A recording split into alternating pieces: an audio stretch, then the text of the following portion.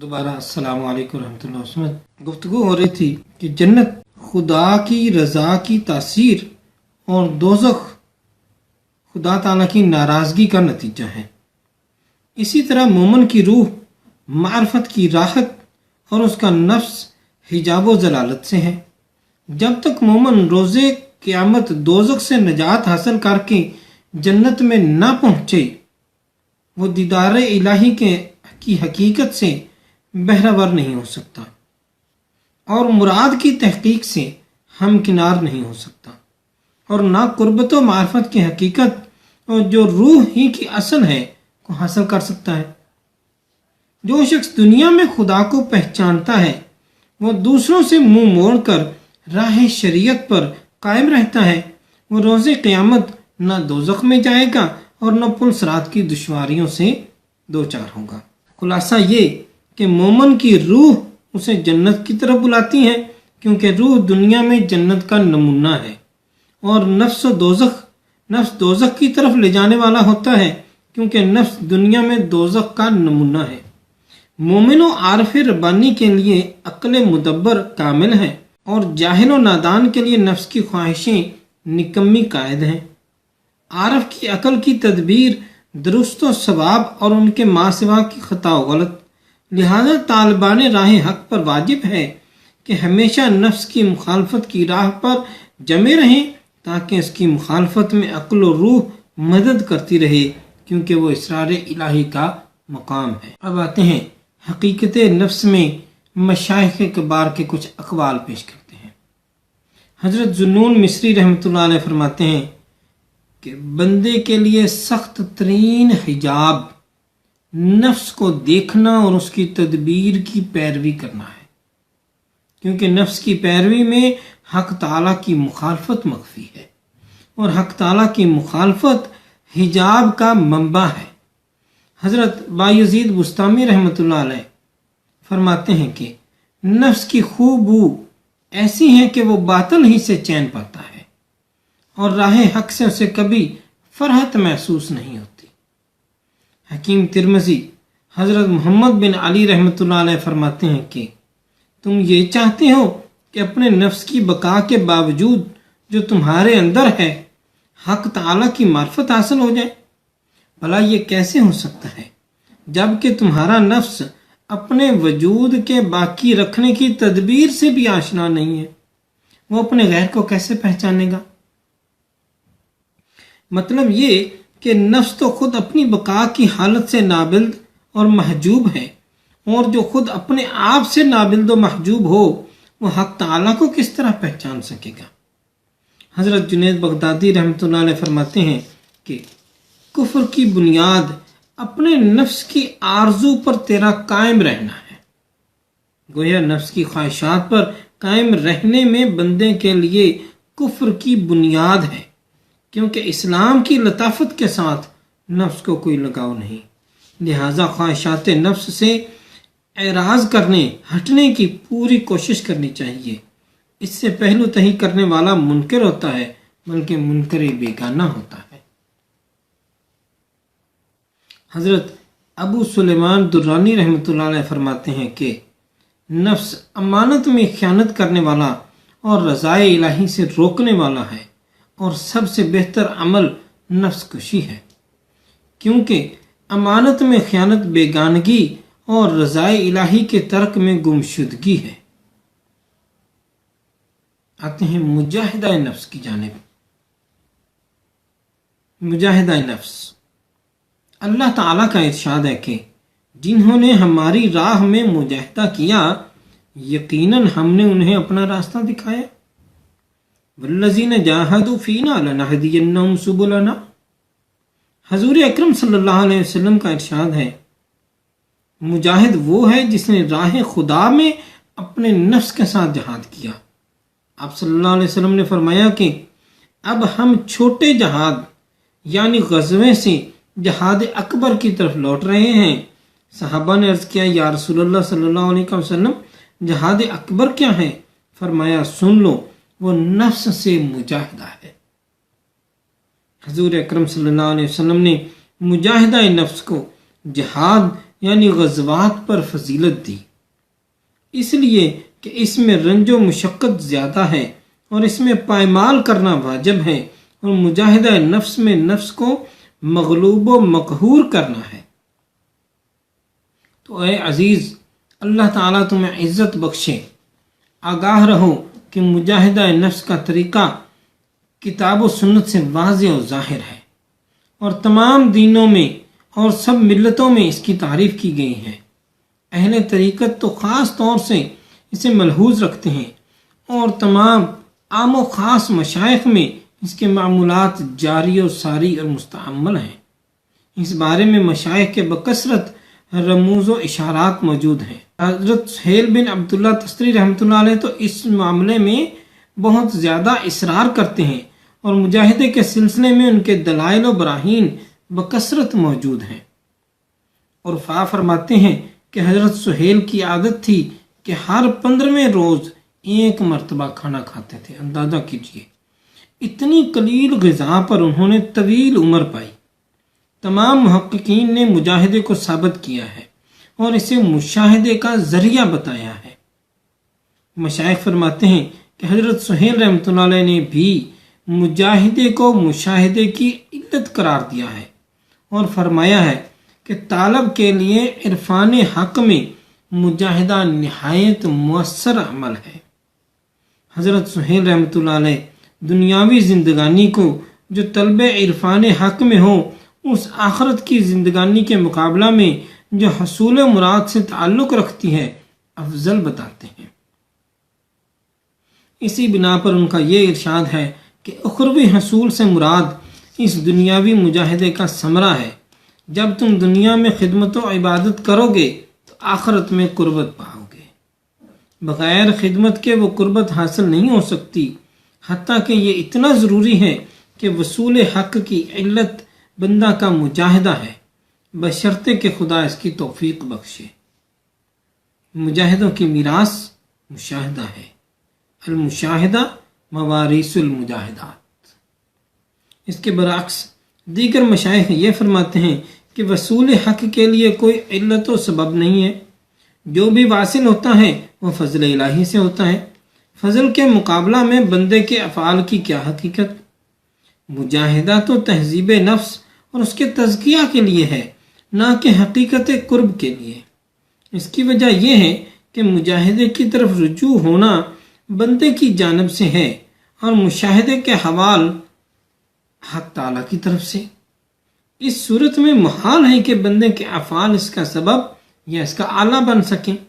اس مسئلہ میں ان کے خلاف حضرت سہیل یہ دلیل پیش کرتے ہیں کہ وَالَّذِينَ جَاهَدُوا فِينَا لَنَهْدِيَنَّهُمْ سُبُلَنَا، جس نے ہماری راہ میں مجاہدہ کیا، یقیناً ہم نے اسے اپنی راہ دکھاتی، یقیناً ہم اسے اپنی راہ دکھاتے ہیں۔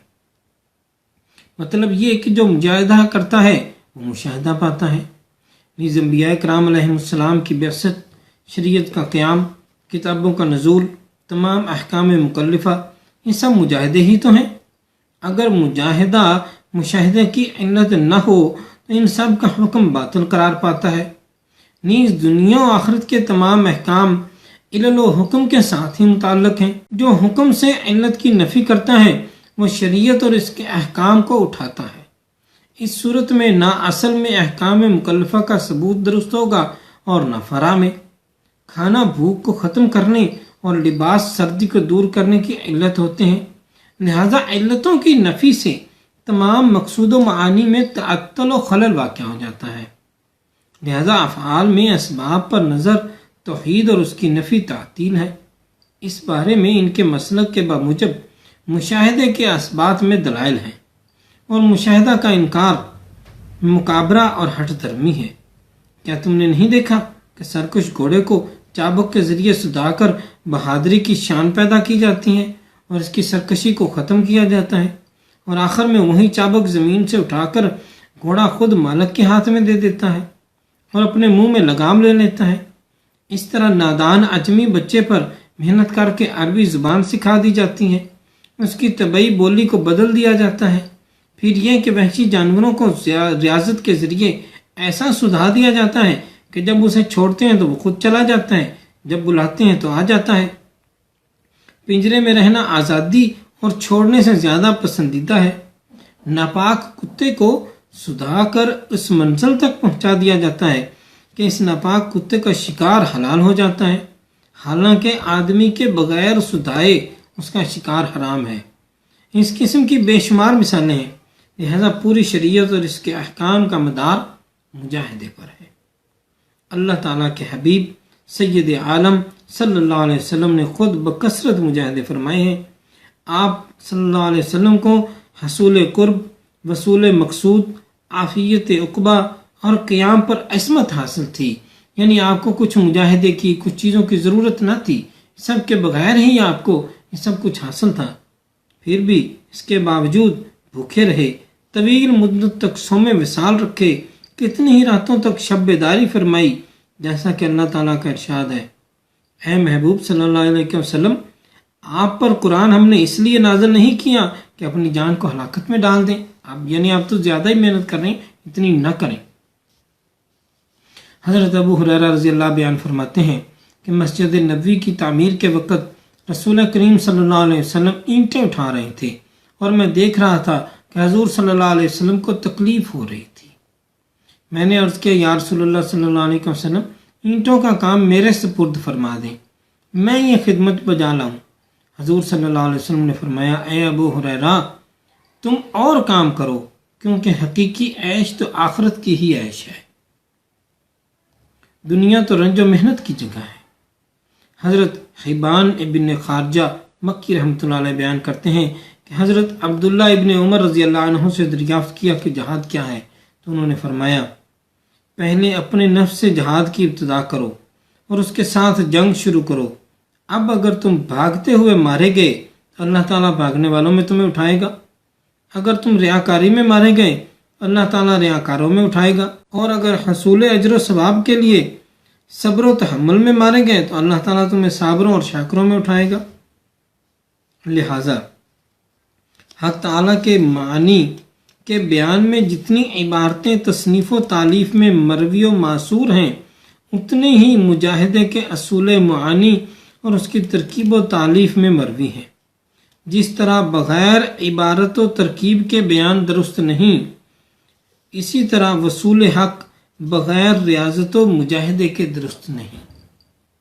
جو بغیر مجاہدے کے وصول حق کا دعویٰ کرتا ہے وہ غلطی پر ہے، اس لیے کہ جہاں اس کے حدوث کا ثبوت اس کے پیدا کرنے والے کی معرفت کی دلیل ہے، وہاں معرفت نفس اور اس کا مجاہدہ اس کے وصل اور مشاہدہ کی دلیل ہے۔ اہل طریقت کے ایک گروہ کی دلیل یہ ہے کہ تفسیر کے لحاظ سے کلمات آیت مقدم اور مؤخر ہیں، یعنی تفسیر کے لحاظ سے جو آیت کے الفاظ ہیں ان میں تقدم و تاخر ہے۔ کیا؟ والذین جاہدوا فینا لنہدینہم سبلنا، یعنی جو ہماری راہ میں جہاد کرتے ہیں ہم انہیں اپنا راستہ دکھا دیتے ہیں۔ گویا اس کا مطلب کیا ہوا؟ والذین ہدیناہم سبلنا جاہدوا فینا، یعنی جن لوگوں کو ہم اپنی راہ دکھا دیتے ہیں وہ ہماری راہ میں جہاد کرتے ہیں، یعنی اصل میں وہ یوں سمجھ رہے ہیں اس کو۔ چنانچہ مجاہدہ فعل بندہ ہے اور یہ محال ہے کہ اس کا فعل اس کی نجات کا موجب بنے، کیونکہ بندے کی نجات مشیت الہی سے متعلق ہے، نہ کہ مجاہدے سے۔ اللہ تعالیٰ کی مرضی سے نجات ہو سکتی ہے، انسان اپنی محنت سے نجات تو حاصل نہیں کر سکتا۔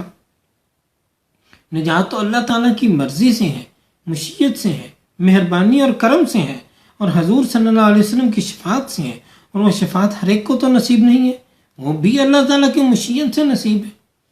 چنانچہ جس کے لیے اللہ تعالیٰ کی مشیت یہ ہوتی ہے کہ وہ ہدایت پائے تو اللہ تعالیٰ اسلام کے لیے اس کا سینہ کھول دیتا ہے، اور جس کے لیے اللہ تعالیٰ کی مشیت یہ ہوتی ہے کہ وہ گمراہ ہے تو اس کے سینے کو بہت زیادہ تنگ کر دیتا ہے۔ اور اس کی بہترین مثال دو عمر، حضور صلی اللہ علیہ وسلم نے دعا فرمائی کہ باری تعالیٰ دو عمروں میں سے ایک عمر عطا فرما دو۔ ابو جہل کا نام بھی عمر اور حضرت عمر فاروق رضی اللہ تعالیٰ عنہ کا نام بھی عمر، تو اللہ تعالیٰ نے جس کے لیے ہدایت منتخب فرمائی اس کا سینہ کھول دیا، اور جس کے لیے اللہ تعالیٰ نے گمراہی منتخب فرما دی، وہ گمراہ ہی رہ گیا، اس کا سینہ تنگ کر دیا۔ اللہ تعالیٰ جسے چاہتا ہے ملک دیتا ہے اور جسے چاہتا ہے اسے ملک لے لیتا ہے۔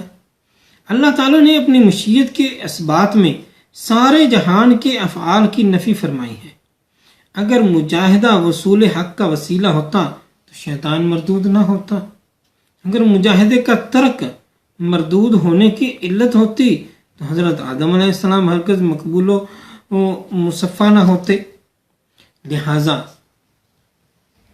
حصول مقصد فضل و عنایت الہی کی سبقت ہے، نہ کہ کثرت مجاہدہ۔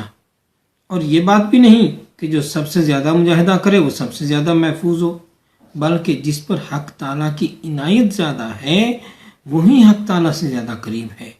کوئی کلیسا میں رہ کر ہمیشہ اطاعت میں مشغول رہتے ہوئے حق تعالیٰ سے دور رہے، اور کوئی شراب خانہ میں رہ کر معصیت میں مبتلا ہو کر حق تعالیٰ سے قریب ہے۔ ہر لحاظ سے بچے کا ایمان سب سے زیادہ مشرف ہے، کیونکہ وہ مکلف نہیں ہے، اس کے اوپر شریک حد نہیں ہے، اس کا حکمی ایمان ہے۔ یہی حال دیوانوں کا ہے۔ ظاہر ہے کہ جب عنایت الہی میں زیادہ مشرف ہونے کے لیے، اللہ تعالیٰ کی مہربانی میں زیادہ مقام حاصل کرنے کے لیے مجاہدہ وسیلہ نہیں ہے، تو جو بھی اس سے کم ہو اس کے لیے بھی وسیلہ کی محتاجی نہیں ہے۔ چنانچہ یہ تعبیر دو طرح پر خلاف عمل ہے۔ دادا صاحب فرماتے ہیں کہ یہ بات دو طرح پر خلاف عمل ہے، کیونکہ ایک قول ہے من طلب وجدہ، جس نے چاہا اس نے پا لیا، اور ایک قول ہے من وجد طلب، جس نے پایا وہ طالب ہوا۔ مطلب یہ کہ پانے کا سبب طلب ہے اور طلب کا سبب پانا ہے۔ ایک مجاہدہ کرتا ہے تاکہ مشاہدہ کرے، اور دوسرا مشاہدہ کرتا ہے تاکہ مجاہدہ کرے۔ اس کی حقیقت یہ ہے کہ مشاہدے میں مجاہدہ طاعت میں توفیق الہی میسر آنے کی وجہ سے ہے، یعنی اللہ تعالیٰ کی توفیق میسر ہوئی تبھی وہ اس کام پر ہو سکا، اور اگر اللہ تعالیٰ کی توفیق میسر نہ ہو سکی تو پھر کچھ بھی نہ ہو سکا۔ اور توفیق جو خاص اللہ تعالیٰ کا فضل اور عطا ہے، لہذا جب بغیر توفیق کے حصول کی طلب محال ہے تو حصول توفیق بھی بے طاعت محال ہے۔ جب بغیر مشاہدے کے مجاہدے کا وجود نہیں تو بے مجاہدہ کے مشاہدہ بھی ممکن نہیں۔ اس کے لیے جمال الہی کا نور درکار ہے تاکہ مجاہدے میں بندے کی رہنمائی کر سکے۔ پھر جب مجاہدے کی علت نور جمال الہی ہے تو مجاہدے پر ہدایت پہلے ہوئی، لیکن یہ جماعت یعنی حضرت سہیل اور ان کے اتباع جو دلیل دیتے ہیں کہ جو مجاہدے کا اثبات نہیں کرتا وہ تمام انبیاء، کتب سماوی اور شرائع کا منکر ہے، کیونکہ تکلیف کا مدار مجاہدے پر ہے۔ اس سے بہتر یہ تھا کہ وہ یہ کہتے کہ تکلیف کا مدار حق تعالیٰ کی ہدایت پر منحصر ہے۔ مجاہدہ تو اثبات حجت کے لیے ہے، نہ کہ وصل الہی کی حقیقت کے لیے۔ چنانچہ اللہ تعالیٰ کا ارشاد ہے اگر ہم ان کی طرف فرشتوں کو اتاریں اور مردوں کو ان سے کلام کرائیں اور تمام چیزوں کو ان کے روبرو اٹھائیں تب بھی وہ ہرگز ایمان نہ لائیں گے مگر یہ کہ اللہ اگر چاہے تو۔ لیکن اکثر لوگ نادان ہیں، کیونکہ ایمان کی علت ہماری مشیت ہے، نہ کہ دلائل کے دیکھنے اور ان کے مجاہدے پر موقوف ہے۔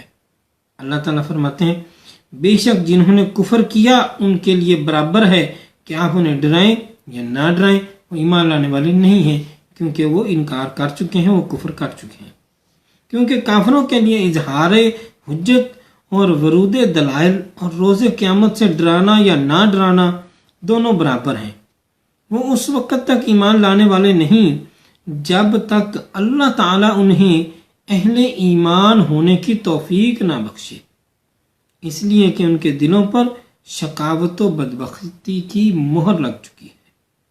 لہٰذا انبیاء علیہ السلام کی بعثت، کتابوں کا نزول، احکام شریعت کا ورود سب حق تعالیٰ سے ملنے کے اسباب ہیں، نہ کہ علت۔ اس لیے کہ حضرت ابوبکر صدیق رضی اللہ تعالیٰ عنہ قبول اسلام میں ایسے ہی مکلف تھے جس طرح ابو جہل تھا، لیکن حضرت صدیق تو عدل اور فضل الہی کو پہنچ گئے، لیکن ابو جہل بے عدل اور بے فضل ہی پڑا رہا۔ لہٰذا ابو جہل کے اس میں پڑے رہنے کی علت عین وصول اور توفیق الہی سے محرومی ہے، نہ کہ طلب وصول یعنی جد و جہد وغیرہ۔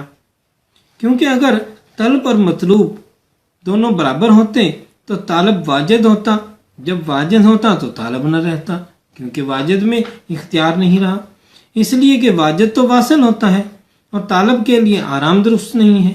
حضور اکرم صلی اللہ علیہ وسلم نے ارشاد فرمایا، جس کے 2 دن یکساں رہیں وہ آفت زدہ ہے۔ مطلب یہ کہ طالبان حق کے لیے ہر دن پہلے دن سے برتر و بہتر ہونا چاہیے، کیونکہ اس کا ہر دن ترقی پذیر ہے، یہ طالبوں کا درجہ ہے۔ پھر حضور صلی اللہ علیہ وسلم نے ارشاد فرمایا، استقامت پر رہو اور ایک حال پر نہ رہو، یعنی ترقی کی جانب مستقل استقامت اختیار کرو۔ گویا حضور اکرم صلی اللہ علیہ وسلم نے مجاہدے کو سبب قرار دیا اور حجت کے اسباب کے لیے سبب کو اسباب فرمایا، اور تحقیق الہیت کے لیے سبب سے وصول کی نفی کر دی۔ اور وہ جو یہ کہتے ہیں کہ گھوڑے کو سدھار کر محنت و مشقت کے ذریعے دوسری صفت میں بدلا جا سکتا ہے، تو اسے یوں سمجھنا چاہیے کہ گھوڑے میں ایک خاص صفت پوشیدہ ہوتی ہے جس کے اظہار کا سبب محنت و مشقت ہے۔ جب تک اس پر محنت و مشقت نہ کی جائے اس صفت کا اظہار نہ ہوگا، اور چونکہ گدھے میں وہ صفت سرے سے ہے ہی نہیں، اس لیے وہ گھوڑے کی مانند ہوشیار نہیں ہو سکتا، اور نہ گھوڑے کو محنت و مشقت کے ذریعے گدھے کی مانند بنایا جا سکتا ہے، چونکہ وہ صفت گھوڑے میں سرے سے ہے نہیں۔ اس لیے کہ یہ قلب عین یعنی ذات کی تبدیلی ہے۔ چونکہ یہ ذات کی تبدیلی ہے، لہذا جب کسی چیز کی عین و ذات نہیں بدل سکتی تو حق تعالیٰ کے لیے اس کا اثبات کرنا محال ہے۔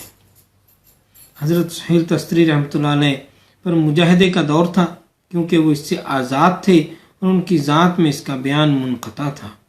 وہ ان لوگوں میں سے نہیں تھے کہ جنہوں نے بغیر درستگی معاملہ صرف بیان بازی کو اپنا مذہب بنا لیا ہو، بلکہ یہ محال ہے کہ تمام اعمال و معاملات کی وضاحت صرف لفظ و بیان سے کی جائے۔ خلاصہ یہ کہ با اتفاق اہل طریقت میں ریاضت و مجاہدہ موجود ہے، لیکن مجاہدہ کی حالت میں مجاہدے کو دیکھنا، مجاہدے پر اترانا، مجاہدے پر عجب، مجاہدے پر فخر یعنی مجاہدے کی دید ایک آفت ہے۔ لہذا جو حضرات مجاہدے کی نفی کرتے ہیں ان کی مراد عین مجاہدے کی نفی نہیں ہے، بلکہ ان کی مراد عدم رؤیت مجاہدہ ہے، اور اپنے ان افعال میں ہے جو بارگاہ قدس میں ظہور پذیر ہو رہے ہیں۔ ان پر عجب و غرور نہ کرنا مراد ہے ان کا، اس لیے کہ مجاہدہ بندے کا فعل ہے اور مشاہدہ من جانب اللہ تعالیٰ کے ہے، اور جب تک عطائے حق نہ ہو بندے کے افعال کی کوئی قدر و قیمت نہیں۔ ایک زمانہ کے بعد وہ اپنے دل میں خود پالے گا کہ اس قدر دل کی آراستگی کی کوشش کی مگر فضل الہی کو نہ دیکھا، اور کیوں اپنے افعال پر باتیں بنائیں۔ اس کے بعد معلوم ہونا چاہیے کہ حق تعالیٰ کے دوستوں کا مجاہدہ ان کے اپنے اختیار کے بغیر محض حق تعالیٰ کے فضل، اللہ تعالیٰ اور اس کے غلبہ اور اس کے سوز و گداز سے ہوتا ہے، اور سوز و گداز کا ہونا سراسر حق تعالیٰ کی مہربانی ہے۔ اور جاہلوں کا مجاہدہ خود ان کا اپنا فعل ہوتا ہے جو پریشان کن ہے۔ پریشان ہونا اور دل کی پراگندگی آفت کی پراگندگی سے ہوتی ہے۔ لہذا تم سے جہاں تک ہو سکے اپنے فعل کا اظہار و بیان نہ کرو، اور کسی حال میں نفس کی پیروی نہ کرو، کیونکہ تمہاری ہستی کا وجود تمہارے لیے سراپا حجاب ہو۔ لہذا جب تک تم بالکل فانی نہ ہوگے اس وقت تک تم بقا کے لائق نہیں بنو گے۔ نفس باغی کتا ہے اور کتے کی کھال دباغنے سے ہی پاک ہوتی ہے۔ اب درستگی معاملہ کی ایک مثال دیتے ہیں۔ حضرت حسین بن منصور حلاج رحمۃ اللہ علیہ کوفہ میں محمد بن حسین علوی کے گھر مقیم تھے۔ حضرت ابراہیم خواص رحمۃ اللہ علیہ جب کوفہ تشریف لائے تو حضرت منصور حلاج نے ان سے ملاقات کی اور پوچھا کہ اے ابراہیم، طریقت میں آپ کو 40 سال گزر چکے ہیں، اس کے معنی میں آپ نے کیا حاصل کیا؟ انہوں نے فرمایا، مجھے توکل کا طریقہ کامل طور سے حاصل ہوا ہے۔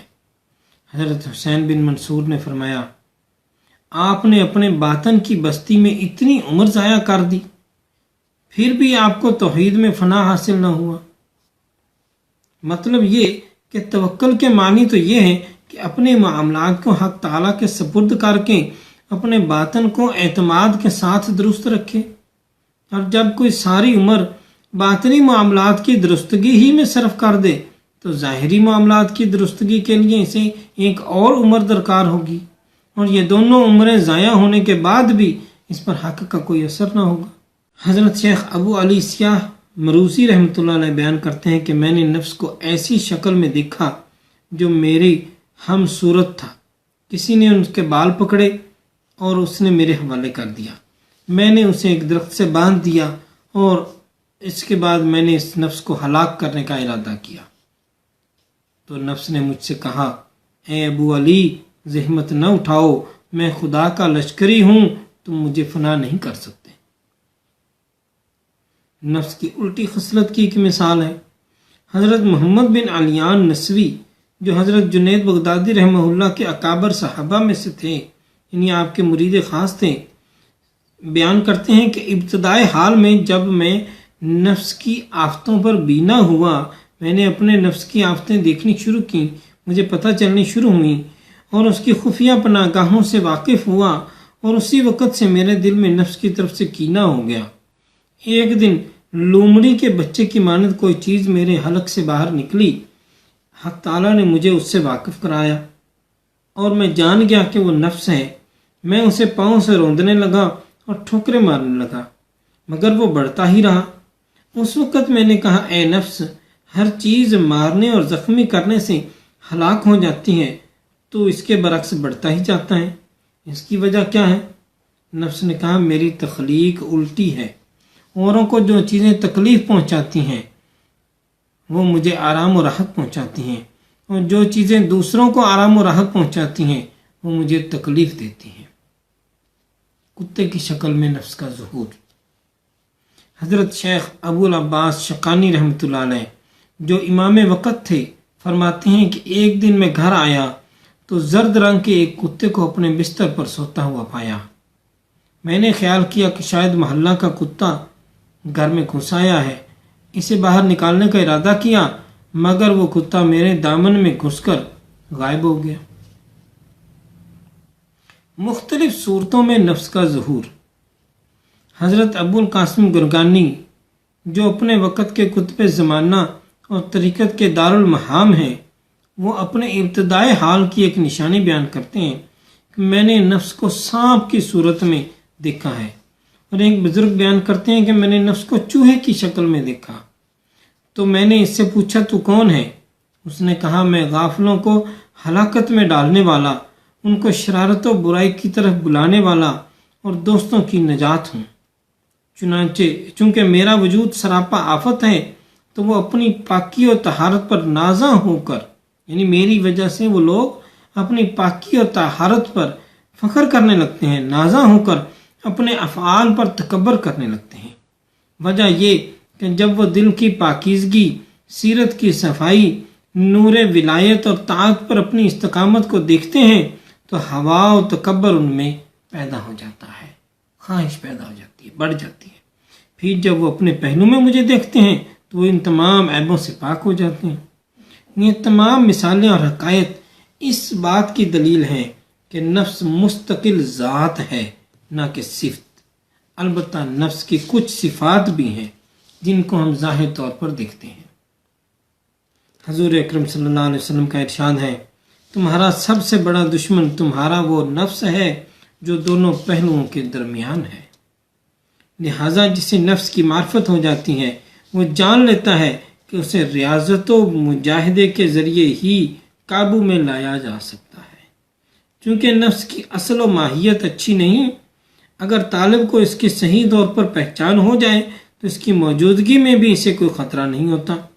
حضور اکرم صلی اللہ علیہ وسلم کا ارشاد ہے، اس لیے کہ نفس آزاد کتا ہے، سکھانے کے بعد کتے کو باندھنا مباح ہے، لہذا مجاہدہ نفس کی صفات کو فنا کر دیتا ہے لیکن اس کی ذات کو ناپید نہیں کرتا۔ یعنی نفس کی ذات کو تو ختم نہیں کیا جا سکتا، اس کی صفات پر قابو پایا جا سکتا ہے، اس کی صفات کو ختم کیا جا سکتا ہے، تبدیل کیا جا سکتا ہے۔ یہ اس موضوع کا خلاصہ ہوا۔ سوال آیا ہے کہ پیری مریدی میں خلافت کیا چیز ہے اور سلسلے وغیرہ کیا چیز ہیں؟ پیری مریدی میں خلافت اصل میں در حقیقت اپنے مرشد کا یا کسی بھی مرشد کا اپنے کسی خاص مرید کو اپنا نائب بنانا ہے، اپنے سلسلے کی بیعت کی اجازت بخشنا ہے۔ یعنی شیخ جب اپنے مرید کو، اپنے کسی خاص مرید کو تعلیم و تربیت کرتا ہے، اس کو ایک وقت تک سکھاتا ہے، اس حد تک سکھاتا ہے کہ وہ سمجھتا ہے کہ اب یہ مرید جو ہے یہ از خود پیر بننے کے قابل ہے، یہ دوسرے لوگوں کی اصلاح کرنے کی صلاحیت رکھتا ہے۔ اس کو اگر یہ ڈیوٹی لگا دی جائے کہ یہ لوگوں کی اصلاح کرے، دین کو پھیلائے، دین کے لیے کام کرے، تو پھر شیخ جو ہے اپنے کسی مرید کو خلافت عطا فرماتا ہے اور اس کو بیعت کی اور درس و تدریس کی اور تعلیم کی اجازت عطا فرماتا ہے، چنانچہ وہ خلیفہ بن جاتا ہے اور اس کا یہ فعل جو ہے وہ خلافت کہلاتا ہے۔ اب آتے ہیں سلسلے کی جانب کہ سلسلہ کیا چیز ہے۔ اس کو سمجھنے کے لیے آسان ترین بات یہ ہے کہ حضور صلی اللہ علیہ وسلم نے کچھ صحابہ کرام کو بیعت کرنے کی اجازت عطا فرمائی۔ کچھ صحابہ کرام کو یہ اجازت ایک دورے تک کی تھی کہ آپ فلاں شہر میں دورہ کر رہے ہیں، وہاں جا رہے ہیں، جتنے لوگ ملے مسلمان ہوں ان کو بیعت کر لیجئے۔ جو مسلم بیعت ہوئے شامل ہو گئے سلسلے میں، اور جب وزٹ ختم ہوا، دورہ ختم ہوا، تو وہ اجازت بھی ختم ہوگی۔ کچھ صحابہ کرام کو یہ اجازت پوری زندگی کے لیے ملی کہ آپ پوری زندگی جہاں تک پھرتے رہیں تو آپ کو یہ اجازت ہے، لوگوں کو بیعت کرتے رہیں۔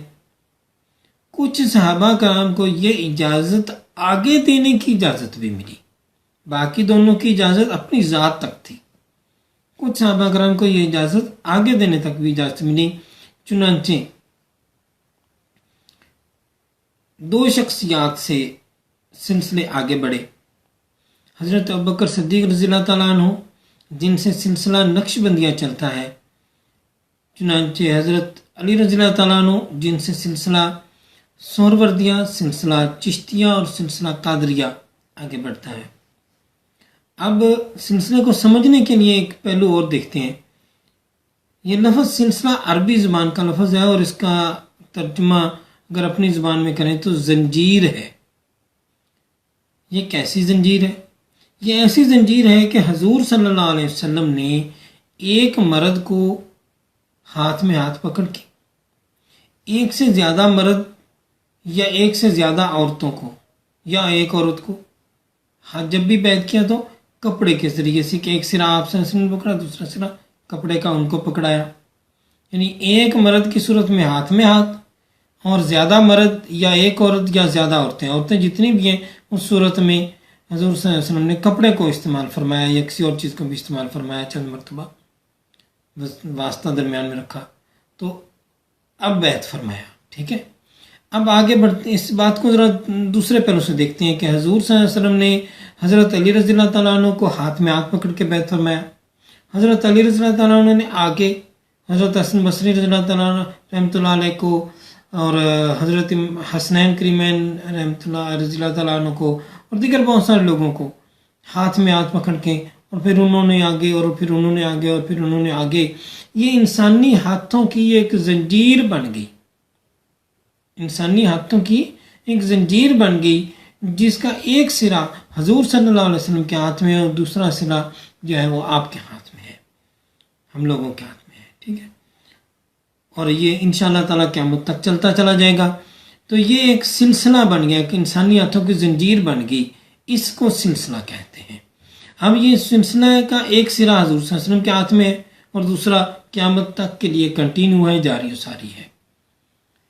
یہ دو بڑے شاخیں اس کی شروع ہوئی چلی، شروع کئی ہوئی لیکن دو بڑی شاخیں کنٹینیو ہوئی چلی۔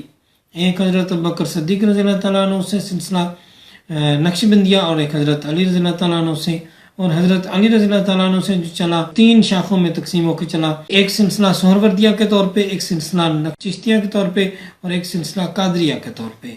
تینوں سلسلے جو ہیں وہ ملتے ہوئے حضرت علی رضی اللہ تعالیٰ عنہ تک پہنچتے ہیں، اور پھر حضرت علی رضی اللہ تعالیٰ عنہ سے حضور صلی اللہ علیہ وسلم کی بارگاہ میں پہنچتے ہیں۔